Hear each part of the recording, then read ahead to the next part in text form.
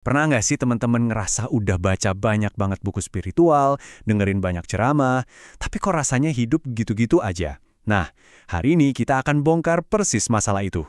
Gimana caranya mengubah tumpukan teori jadi kebijaksanaan yang benar-benar nyata dan bisa kita pakai. Semua idenya terinspirasi dari kanal yang keren banget, Media Ayat Tersirat. Oke, kita mulai dari sini. Pernah nggak mau ngelakuin sesuatu yang baik, tapi malah macet, malah berhenti dan mikir, duh, niat gue udah lurus belum ya?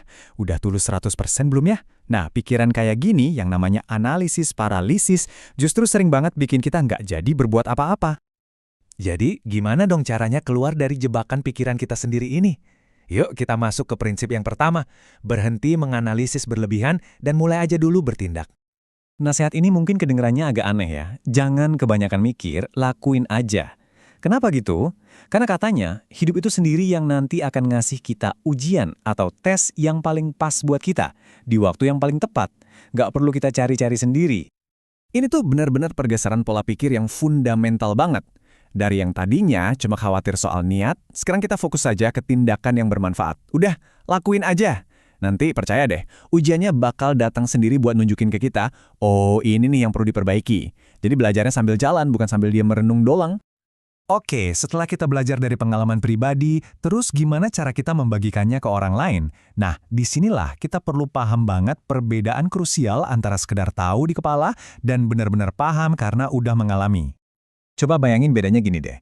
Ilmu itu kayak kita baca buku resep, kita tahu bahan-bahannya, kita tahu langkah-langkahnya. Tapi hikmah itu adalah saat kita beneran masuk dapur, masak, ngerasain panas kompornya, mungkin ada yang kosong dikit, yang satu cuma teori, yang satunya lagi pengalaman nyata. Wah, ini analogi ini cerdas banget sih. Kebenaran itu ibarat tujuan di GPS. Misalnya tujuannya sama-sama ke Bandung, tapi kan rute dari Jakarta sama rute dari Sukabumi, ya pasti beda dong. Nah, kebijaksanaan sejati itu kayak gitu. Dia ngasih arahan yang personal buat tiap orang, bukan satu peta yang sama rata buat semua. Makanya, sebelum kita sharing sesuatu, coba deh jujur sama diri sendiri. Ini gue cuma ngulangin teori yang gue baca atau dengar, atau gue lagi cerita tentang luka dan kemenangan gue sendiri waktu ngejalanin ini. Keaslian itu kuncinya, teman-teman.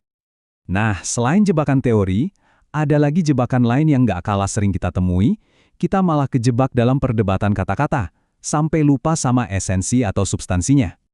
Contoh klasiknya, ya perdebatan yang tidak ada ujungnya. Ini tuh namanya cinta atau kasih sayang sih. Beda loh definisinya. Pada akhirnya, perdebatan soal istilah kayak gini seringkali lebih soal ego, soal siapa yang paling pinter, bukan soal mencari kebenaran.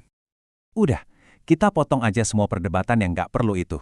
Pertanyaannya sebenarnya jauh lebih penting, bukanlah ini namanya apa, tapi tindakan nyatanya apa. Substansinya itu loh yang penting, bukan labelnya. Perbedaan antara konsep dan realitas, ini kelihatan jelas banget dalam sebuah kisah nyata tentang donasi. Jadi ada cerita soal donasi tanah. Secara konsep, di atas kertas, ngasih tanah itu kedengarannya mulia banget kan? Hebat! Tapi pada kenyataannya, ternyata tanah itu nggak bisa dimanfaatkan sama sekali. Letaknya susah, ngurusnya ribet, malah jadi beban buat yang nerima. Nah, ini dia pelajaran utamanya. Sebuah ide yang kedengaran bagus secara konsep belum tentu benar-benar membantu di dunia nyata. Makanya kita harus selalu nanya, oke, ini bagus idenya, tapi secara praktis, ini beneran bermanfaat nggak sih? Oke, jadi setelah kita belajar menghindari semua jebakan tadi, terus gimana dong cara terbaik untuk berbagi? Nah, prinsip terakhir ini bakal merangkum semuanya dengan cantik. Coba perhatikan deh, ini perbedaannya tipis banget tapi krusial. Daripada kita bilang, saya berjuang demi membela kebenaran, yang kesannya heroik banget, coba ganti dengan, saya berbagi ini semoga bisa bermanfaat. Yang pertama itu seringkali ada egonya, yang kedua itu tulus mau membantu. Pesan ini, jujur, ini membebaskan banget, sekaligus bikin kita jadi rendah hati. Kebenaran itu nggak butuh kita. Kebenaran itu maha besar, dia akan selalu menemukan jalannya sendiri. Tugas kita bukan jadi pahlawan pembela kebenaran, tapi cuma jadi saluran yang otentik, yang tulus membagikan apa yang udah kita alami. Jadi, ayo bagikan kebenaran versi kamu dengan caramu sendiri.